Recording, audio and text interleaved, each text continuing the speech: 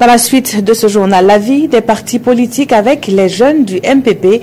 Ils ont clos cet après-midi à Ouagadougou leur deuxième convention nationale sur une conviction, celle que l'employabilité des jeunes passe par l'auto-emploi. À cet effet, les porteurs ont été déclinés par les participants à la convention de s'achever. Urbain Benito Somé, Olopoda, reportage. L'auto-emploi comme une alternative à la problématique de l'emploi au Burkina Faso. La jeunesse du mouvement du peuple pour le progrès y croit fortement et appelle ici au sens de l'innovation dans les secteurs agro-silvo-pastoraux, halieutiques et phoniques, sans ôter les métiers des énergies renouvelables. 80% de la population vit de l'agriculture et de l'élevage. Le Burkina Faso a un grand potentiel en matière d'élevage aujourd'hui. Vous savez, le kilogramme de viande sur le marché international coûte autour de 2300 francs. Comparativement, le kilo de cacao coûte autour de 1000 francs, Donc il y a un potentiel incroyable, que ce soit en matière de viande, soit en matière de peau, que ce soit en matière même de fumier. Et donc il y a un potentiel à ce niveau et nous avons recommandé à ce que nous puissions en tout cas faire un travail de force là.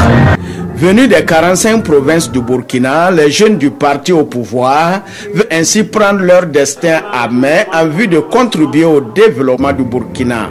Et à cette deuxième convention, ils ont tous pris l'engagement à accompagner le gouvernement dans la mise en œuvre du PNDS et de contre le terrorisme. Malgré des menaces de toute nature, la jeunesse du MPP constitue cette résilience vers la marche et victorieuse de notre peuple.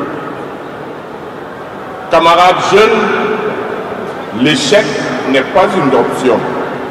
Nous sommes nés à réussir ou à périr ensemble. Les résultats auxquels vous êtes parvenus constituent une victoire pour notre parti, le MPP, mais aussi une maturité politique de sa jeunesse intrépide et engagée. Les jeunes du MPP se disent plus que jamais déterminés à accompagner les efforts du gouvernement. Pour ce faire, ils s'appuient sur une veille citoyenne qui est de barrage à toute tentative visant à saper les actions de développement entreprises dans le cadre du programme présidentiel.